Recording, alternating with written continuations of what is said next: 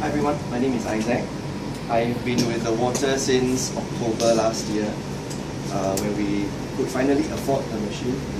It's not cheap, but it's really good because it's the only brand on the market that's a medical device. How I got to know the water was through Bernard, my sponsor. What happened in 2011 November was that my father-in-law was diagnosed with diabetes, and we had no idea because he doesn't watch his diet. He enjoys eating. He's half Baba, nothing wrong with being a Baba, but he enjoys lemak and spice and sweet food. He can finish off one tub of ice cream on his own, secretly, and then a bar of chocolate, that kind of stuff. And then when we're out eating with him, we ask him, "You want more rice?" He said, No, cannot take it. But in private, he can secretly eat. So what happened was we were in the process of applying for medical insurance for my father-in-law because he's the only one who doesn't have and doesn't want. Every one of us in the family already have. So went for a blood test because he's after 60 years old. So then discovered that he had diabetes. His fasting blood sugar count was 14. Normal range is I think about 3 to 6, around there, 4 to 6. So I was very disheartened because to me, I know that insurance companies would not want to cover, it would straight away decline. And I happened to share with Bernard from my church. And he said, "Don't worry about it, come to my house, collect water for your father-in-law and let him drink." So I did that for 2 weeks. And after 2 weeks, he went back to the doctor for another blood test, repeat blood test. This is not documented, I'm so sorry, because I asked my father-in-law for the results. He can't find it. Yeah. So but anyway, went back for a repeat blood test and his fasting blood sugar was 5. And we were all shocked. We were really amazed. He didn't watch his diet when he was drinking the water. He didn't stop the sweet intake, sugar, whatever. Still continued as per normal, and he works as a private chauffeur, so sometimes very long hours. One family in the morning, then after that, at night he has a Japanese boss to drive. So long hours plus he didn't watch his diet. It was only the water that was different. And from 14 to 5, we were all amazed. Yeah. So after we got the machine last October, I had lunch with a friend who was working in Singapore Pools yeah. That was in December last year. I had lunch with him. So everything was okay, fine, until this year in April, he called me and said, "Isaac, guess what? I've just been diagnosed with stage 4 colon cancer." I was very stunned. My good friend from secondary school, 1 year my junior, in fact, I'm 38, he's 37, just turned 37 early July this year. So I was very stunned. He had been married for 8 years, no children. He and the wife happily married. So what I did was I just offered him the water. So 22nd of April onwards, I started giving him water. And I'd like to show you his cancer marker results.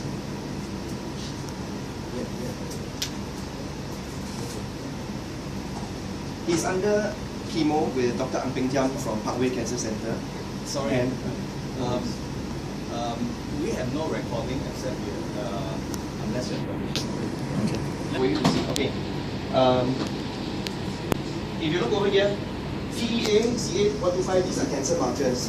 The one that Dr. Ang is always focused on is CEA. I don't know what it stands for, but that's one of the cancer markers. I started giving him water 22nd of April. The first test that he got was 7th of May. It was 692.9. Who enlarge it a bit? Let me see. This is on PowerPoint. 692.9. This was when Dr. Ang saw, he said, "You are in serious trouble, but you already know it." He told my friend. Normal range for human is 0 to 5. This was at 692. So 7th of May, it was about 2 weeks after the water. Now, 2 weeks after that, it came down to 476. Right, 32% drop. Another 1.5 weeks, it came down to 85.5. Another 80-something% drop. And then another 2 weeks, 22nd of June, it came down to 27.5.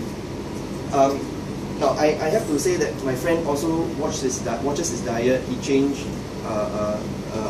he added on barley green. And if you've heard of Dr. Joanna Budwick, passed away some time back, the Budwick diet.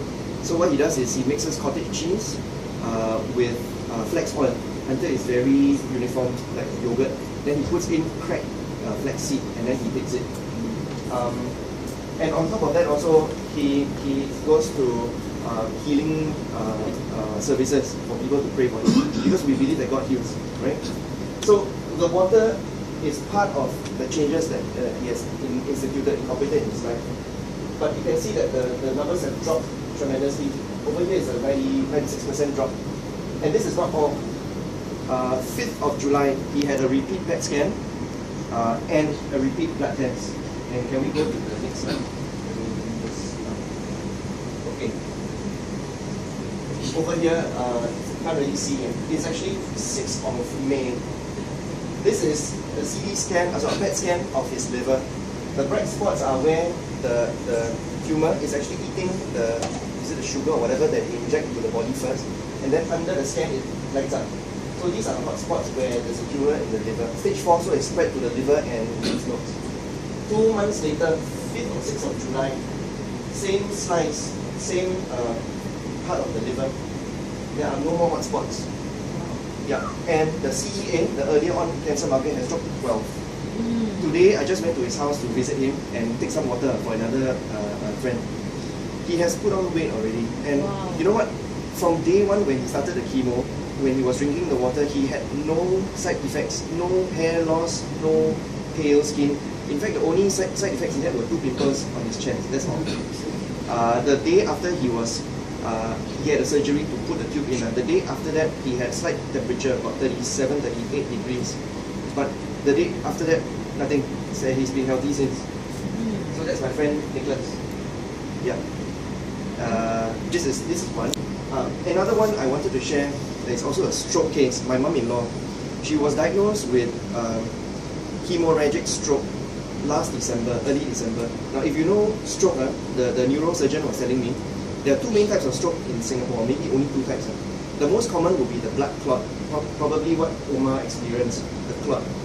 That's about 80 to 85% of stroke patients encounter. The other 15 to 20% are more dangerous. That's the hemorrhagic, the one where the blood vessel bursts and the person can just die straight away.